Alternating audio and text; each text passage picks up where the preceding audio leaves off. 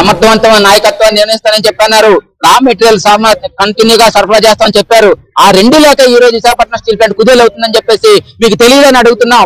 మీ చేతకంతనాన్ని కార్మికులు మీకు నెట్టేయడం కోసం ఈ రోజు మీరు ఆరోపణలు చేస్తా ఉన్నారు. మేము ఒకటే ఛాలెంజ్ చేస్తున్నాం, ఒక కమిటీ నియమించండి. విశాఖపట్నం స్టీల్ ప్లాంట్ లో ఉత్పత్తి తగ్గడానికి కారణం ఏంటన్నది నిరూపించండి.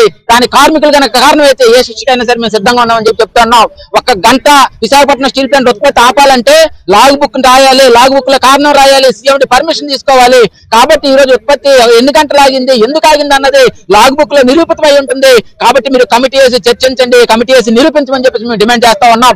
రా మెటీరియల్ లేక విశాఖపట్నం స్టీల్ ప్లాంట్ ఉత్పత్తి ఆగిపోయింది. ఈ రోజున నాణ్యమైన రా మెటీరియల్ లేదు, క్వాలిటీ లేని రా మెటీరియల్ లేకపోవడం వల్ల రిజెక్ట్ అయిపోతుంది మెటీరియల్ అని చెప్తా ఉన్నారు. క్వాలిటీ అయిన రా మెటీరియల్ చేయకపోవడానికి కారణం కార్మికులని మేము అడుగుతా ఉన్నాం. ఉత్పత్తి సరిగా రాకపోవడానికి కార్మికులు మేము అడుగుతా ఉన్నాం. కాబట్టి ప్రభుత్వం యొక్క చేతకంతనాన్ని, ప్రభుత్వం యొక్క వైఫల్యాన్ని, యాజమాన్యం యొక్క వైఫల్యాన్ని మీలాంటి విఘ్నులైన వాళ్ళు కార్మికుల మీద చేయడం కరెక్ట్ కాదు.